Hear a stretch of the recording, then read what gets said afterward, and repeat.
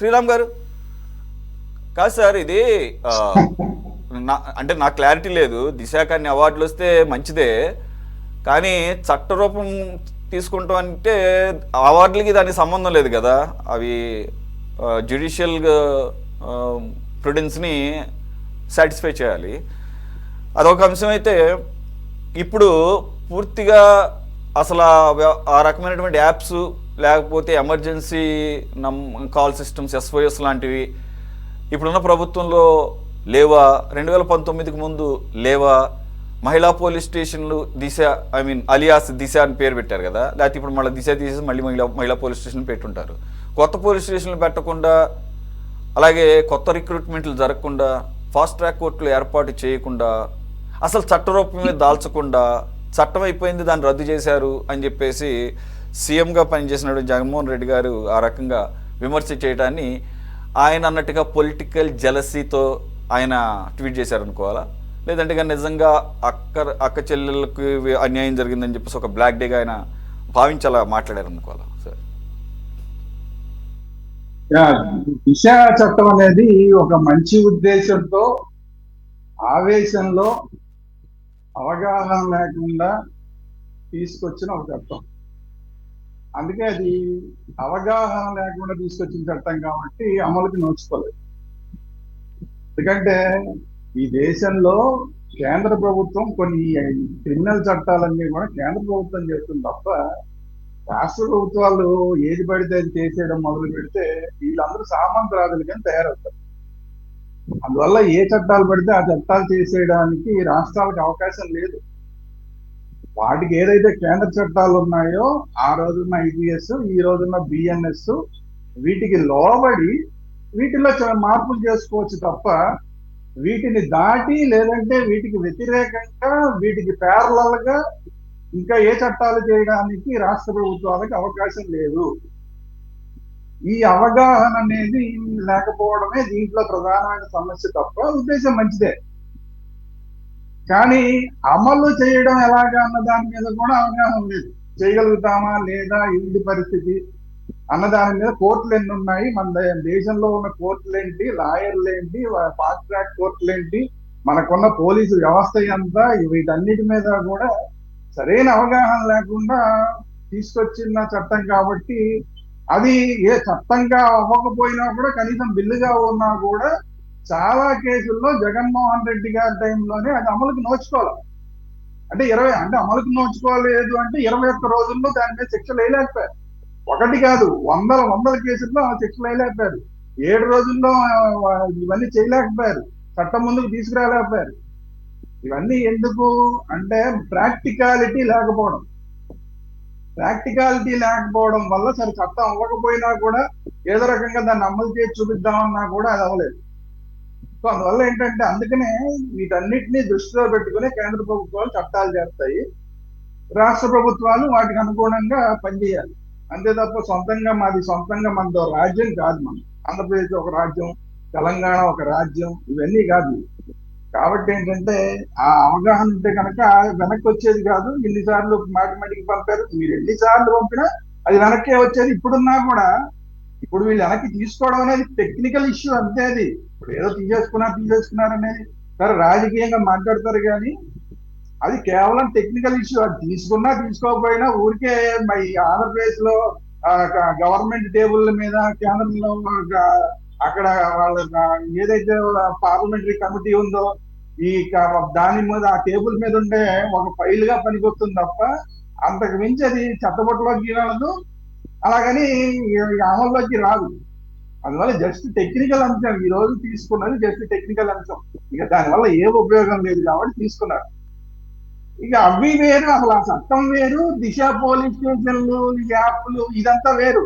మీరు దిశ పేరు పెట్టుకుని మీరు పోలీస్ స్టేషన్లు పెట్టుకుంటే ఎవరికి నష్టం లేదు. దిశ పేరు పెట్టుకుని మీరు జీపులు నడిపితే ఎవరికి నష్టం లేదు.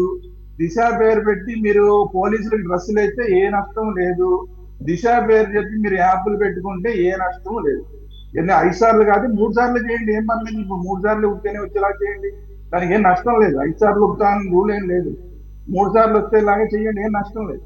ఆ చట్టం వేరు, ఇవన్నీ వేరు. మనం వీటిని కలగాపులగం చేయొద్దు. ఇప్పుడు జరుగుతున్నాయంటే ఇప్పుడు వీళ్ళు కూడా పెట్టచ్చు, వీళ్ళు కూడా దిశ కాబట్టి ఇంకో పేరు పెట్టి గత ప్రభుత్వాల్లో అనేకమైన పేర్లు మార్చారు. చంద్రబాబు నాయుడు గారి టైంలో వచ్చిన పేర్లన్నీ చాలా మార్చారు. అలాగే ఈయనకు కూడా పేర్లు మార్చుకుని ఇంకొక యాప్లు తీసుకొస్తారు. అదంతా పెద్ద నష్టం లేదు. కానీ ఇది అసలు ఏమాత్రం అసలు జగన్మోహన్ రెడ్డి గారికి ఆ రోజు ఏం మాట్లాడారు జగన్మోహన్ రెడ్డి గారు ఒకసారి గుర్తు తెచ్చుకుంటే, దిశ దిశ అనే అమ్మాయి అక్కడ టోల్ ట్యాక్స్ కట్టింది, స్కూటర్ మీద వెళ్ళి టోల్ ట్యాక్స్ కట్టి వెళ్తుంటే ఏదో చేశారని మాట్లాడారు. అంటే స్కూటర్ మీదకి స్కూటర్లకి బళ్ళకి టోల్ ట్యాక్స్ తీసుకోరు అన్న విషయం కూడా తెలియకపోవడం అనేది చిన్న ఇబ్బంది. అంటే అవగాహన ఎందుకు చెప్తున్నా అంటే ఆయన ఏదో అనాలనే ఉద్దేశం నాకు కాదు, టోటల్ గా ఓవరాల్ గా అవగాహన లేకపోవడం గురించి చెప్పడమే నా ఉద్దేశం తప్ప నేనే జగన్మోహన్ రెడ్డి గారు తక్కువ చేయాలనే ఉద్దేశం నాకేం లేదు.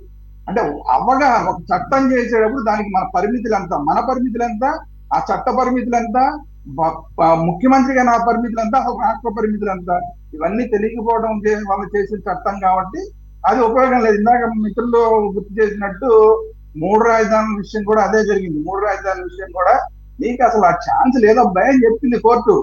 అసలు 3 రాజధానులు చెప్పడానికే నీకు అవకాశం లేదు, నీకు ఆ ఛాన్సే లేదు, అందుకని మీరు వెనక్కి తీసుకున్నారు. అదేంటే అప్పుడు కూడా ఇప్పుడు చాలా విషయాల్లో అవగాహన లేకపోవడం వల్ల ఇవన్నీ జరిగినాయి తప్ప, కానీ దానివల్ల రాష్ట్రం ఇబ్బందులు పడింది. 3 రాజధానుల వల్ల రాష్ట్రం ఇబ్బందులు పడింది. సరే, దిశ చట్టం వల్ల పెద్దగా ఇబ్బందులు పడింది ఏం లేదండి, ఎవరు ఇబ్బంది పడలేదు. ఎందుకంటే అదేదో ఒక కాగితం, ఊరికే ఒక కాగితం అటు నుంచి ఇటు తిరిగింది తప్ప, అటు కేంద్రానికి ఇటు రాష్ట్రానికి ఒక కాగితం అటు ఇటు తిరిగింది తప్ప, పోస్టల్ ఖర్చులు తప్ప పెద్ద మనకి నష్టమేం లేదు దానివల్ల ఉపయోగం కూడా లేదు. సో అందువల్ల కాకపోతే ఏంటంటే సత్యనారాయణ గారు చేసింది ఏంటి అన్న దానికి అన్నా ఇంకా మీరు 21 రోజుల్లో అని చెప్పారు జగన్మోహన్ రెడ్డి గారు. సత్యనారాయణ గారు 21 రోజులు కూడా అవకాశం లేకుండా చేశాడు ఆయన. కాబట్టి అది ఇంకా బాగుంటుంది కదా, 21 రోజుల కన్నా కూడా ఇది ఇంకా బాగుంది కదా. ఇంకా తక్కువ 1 రోజు 2 రోజులు 24 గంటల టైం బౌండ్, ఇలా టైం బౌండ్ పెట్టుకోవడానికి అవకాశం లేదు. దానికి పూర్తి సాక్ష్యాధారాలు నిరూపించబడాలి, ముందు సాక్ష్యాధారాలు సేకరించాలి, నిరూపించబడాలి. ఇదంతా పెద్ద వ్యవస్థ. సో అందువల్ల ఏంటంటే ఈ రోజు జరిగింది కేవలం టెక్నికల్ ఇష్యూ తప్ప, ఊరికే రాజకీయంగా సరే జగన్మోహన్ రెడ్డి గారు నేను మంచి చట్టాన్ని తీసుకొచ్చాను వీళ్ళు తీసేశారని చెప్పుకోవడానికి తప్ప, అది ఆల్మోస్ట్ ఒక రకంగా ఒక చిత్తు కాగితం, మంచి ఉద్దేశంతో తీసుకొచ్చిన ఒక చిత్తు కాగితం. సార్ దీంట్లోనే నేను దాన్ని క్లబ్ చేయదలుచుకున్నా, ఎందుకంటే ఇది మహిళలకు సంబంధించిన ఒక మెడికోకి సంబంధించిన ఇష్యూ. ప్రస్తుతం రాజమండ్రిలో ఆ డాక్టర్ మీద ఒక 2 యువకులు ఆ వెహికల్తో తొక్కించడం, ఆ అమ్మాయి ఆల్మోస్ట్ ఇప్పుడు బ్రెయిన్ డెడ్, ఏదో చివరి ప్రయత్నాలు చేస్తున్నారు కానీ ఇక ఆశలు వదులుకోవాలన్న పరిస్థితిలో ఉంది. ఈ దిశకి దానికి సంబంధం ఏంటంటే, దిశ అనేది ఒక చట్టం, సరే దాంట్లో టెక్నికాలిటీస్ అది వేరే విషయం, కానీ ఎన్ని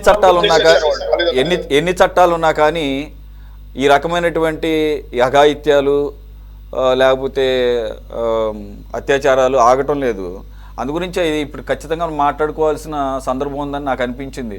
శ్రీరామ్ గారు, మీరు అక్కడ మరి గోదావరి జిల్లా అని తెలుసు కానీ ఆ లోకల్ ఐడియా లేదు, కానీ పక్కన పెడితే ఈ వారు కూడా ఆ 2 యువకులు మద్యం మత్తులో ఉన్నారని, అందుగురించే ఆ పర్టికులర్ సినిమా హాల్లోకి ఎంట్రీ ఇవ్వలేదని, ఆ ఫ్రస్ట్రేషన్ అదంతా బయటకు వస్తూ ఆ గేట్ దగ్గర 2 మెడికల్ స్టూడెంట్స్ వెళ్తుంటే వాళ్ళని 1కి 3 సార్లు గుద్ది కింద పడిపోయిన తర్వాత వాళ్ళ మీద నుంచి ఆ పాప మీద నుంచి ఎక్కించి వెళ్ళిపోయారు.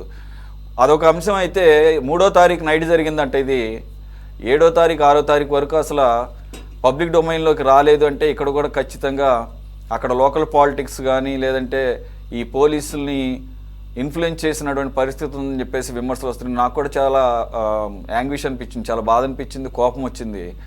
ఇంత పబ్లిక్ డొమైన్లో అందరి ముందు ఆ రకంగా తొక్కుకుంటూ వెళ్ళిపోతే ఇన్ని రోజుల పాటు ఎందుకు వాళ్ళ మీద యాక్షన్ తీసుకోలేదని. సార్, మీ అబ్జర్వేషన్ ఈ కేసు పరంగా? ఇది నాకు డౌట్ ఉందండి దీంట్లో. ఈ కేసు విషయంలో డౌట్ ఏంటంటే వాళ్ళు ఏమైనా డ్రగ్స్ తీసుకున్నారా అని నా డౌట్. ఎందుకంటే 3 రోజులు లేట్ చేయడానికి కారణం అదేమో అని నా డౌట్. ఎందుకంటే 2 రోజుల తర్వాత కొంత టైం తర్వాత డ్రగ్స్ తీసుకున్న దాన్ని కన్జ్యూమ్ చేసినా కూడా దాన్ని మనం చూపించడం కష్టం, ప్రూవ్ చేయడం కష్టం. అందుకని దానికి లేట్ చేశారేమో. కనుక ఉన్న రాజకీయ నాయకులు కానీ పోలీసులు ఇన్ఫ్లుయెన్స్ చేసిన వాళ్ళు కానీ నాకు పెద్ద డౌట్. ఎందుకంటే ఇంత వ్యవస్థ ఇంత ఫాస్ట్ గా సోషల్ మీడియా ఉన్న టైంలో 3 రోజులు ఆపారు అంటే చిన్న విషయం కాదు. దీనికి వెనకాల పెద్ద శక్తులే అడ్డుపడి ఉంటాయి. ఆ పెద్ద శక్తులు అనేవి ఏవి అంటే ఈ రోజు మరి వైసీపీ పార్టీ వాళ్ళు అయితే దీని మీద అది జరగాలి ఇది జరగాలి గట్టిగా మాట్లాడుతున్నారు కాబట్టి వైసీపీ వాళ్ళు చేసినట్టయితే కనిపించట్లా. మరి ఎవరు చేశారు అనేది తేలాలి. అధికారంలో ఉన్న వాళ్ళు ఎవరు చేశారు, ఎవరు దీని వెనకాల ఉన్నారు, లేదంటే పోలీసులు కనుకుంటే పోలీసుల మీద ఇమీడియట్ గా ఎప్పటికి ఎందుకు యాక్షన్ తీసుకోలేదు? ఆ అమ్మాయి విషయం బయటకు వచ్చిన తర్వాత కూడా దాదాపు 24 గంటలు ఇంకా దాటిపోయినట్టే ఉంది. ఇప్పటిదాకా అసలు ఆ పోలీసులు 3 రోజుల తర్వాత బయటకు వచ్చేలా చేస్తే, అరెస్టులు కూడా చూపిస్తే ఇప్పటిదాకా చర్యలు ఎందుకు తీసుకోలేదు? ఇందులో ఖచ్చితంగా రెండు కనబడుతున్నాయి. వారు ప్రభుత్వ వైఫల్యాలు 2 రకాలుగా కనబడుతున్నాయి. ఒకటేమో వాళ్ళు సరే ఒక డ్రగ్స్ ఒకవేళ తీసుకుంటే కనుక మొన్న ఈ మధ్య అసలు హోమ్ మినిస్టర్ గారు అక్కడ ఈ శ్రీకాకుళం జిల్లాకి అక్కడికి వచ్చి అసలు అద్భుతంగా వీళ్ళందరూ కూడా శ్రీకాకుళం జిల్లా ఈ ప్రాంతంలో ఎవరైతే గంజాయి సాగు చేస్తున్నారో వాళ్ళందరూ గంజాయి చేయడం మానేసి వేరే సాగుకు వచ్చారు అని చెప్పి అభినందనలు చెప్పారు వాళ్ళందరికీ. అంటే గంజాయి సాగు ఇంకా నిల్లైపోయింది ఈ ప్రాంతంలో అని చెప్పారు. అయినా కూడా మరి ఇప్పుడు ఇది ఇలాంటివన్నీ ఇంకా జరుగుతున్నాయి అంటే మరి ఏంటి ఇప్పుడు నిన్న ఈ వైసీపీ వాళ్ళు ఏదో నిన్న జగన్మోహన్ రెడ్డి గారి విషయంలో లక్షల మంది వచ్చి అక్కడ గొడవ చేసినప్పుడు కూడా గంజాయి బ్యాచ్లు అన్ని తెలుగుదేశం వాళ్ళే చెప్తున్నారు. అంటే ఏంటి, గంజాయి అనేది ఆంధ్రప్రదేశ్ లో ఉన్నది అని ఒక పక్కన వీళ్ళే చెప్తున్నారు, ఒక పక్కన హోమ్ మినిస్టర్ గారు ఏమో అసలు గంజాయి అనేది మానేశారు, గంజాయి అనేది సాగేలేదని చెప్పి ఆవిడ చెప్తుంది, మళ్ళీ ఆవిడే గంజాయి బ్యాచ్లు అంటుంది. కాబట్టి కాంట్రడిక్షన్ ఉంది. హోంశాఖ అనేది కాస్త వైఫల్యం అనేది చాలా క్లియర్ గా కనబడుతుంది. ఈ మధ్య వరుస పెట్టి కనబడుతోంది. ఈ ఒక్క కేసులో కాదు, వరుస పెట్టి హోంశాఖలో వైఫల్యాలు కనబడుతున్నాయి. దయచేసి ప్రభుత్వం ఈ విషయాన్ని గమనించాలి. ఈ విషయంలో మాత్రం ఇంకా చాలా తీసుకోవాలి. ఎందుకంటే ఇప్పుడు మీరు చూడండి, ఇప్పుడు మొన్న మీద చాలా కేసులు ఒకటేంటి, అసలు మన రాష్ట్రంలో జరిగిన ఏ కేసులు కూడా రేప్ కేసులే ప్రూవ్ కాని కేసులు అనేవి ఉన్నాయి. ఎందుకు, అక్కడ సాక్ష్యాలన్నీ తారుమారు చేశారు. ఉప ముఖ్యమంత్రి గారు కూడా ఈ మధ్య చెప్పారు ఒక కేసు విషయంలో అక్కడ అన్ని సాక్ష్యాలు తారుమారు చేశారు, నేను ఏమి చేయలేను, నాకు చెయ్యాలన్నా కూడా ఏమి చేయలేని పరిస్థితి అని చెప్పి. ఇప్పుడు ఇక్కడ కూడా సాక్ష్యాలన్నీ తారుమారు అయిపోయి, అంటే వాళ్ళు గంజాయి తాగి ఉన్నా కూడా వేరే మత్తులో ఉన్నా కూడా దాన్ని మనం ప్రూవ్ చేయలేము.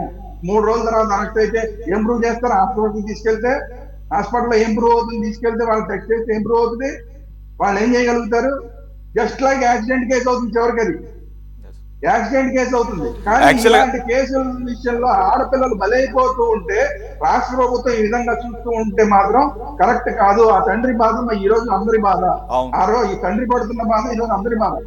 కాబట్టి ఏంటంటే రాష్ట్ర ప్రభుత్వం ఈ విషయాన్ని చాలా సీరియస్ తీసుకుని అక్కడ పోలీస్ ఫెయిల్యూర్ ని, వాళ్ళు ఎవరైతే పోలీసులు ఈ విషయంలో ఫెయిల్ అయ్యారో వాళ్ళ మీద ఇమీడియట్ గా వాళ్ళ మీద చర్యలు తీసుకోవాలనేది నా డిమాండ్.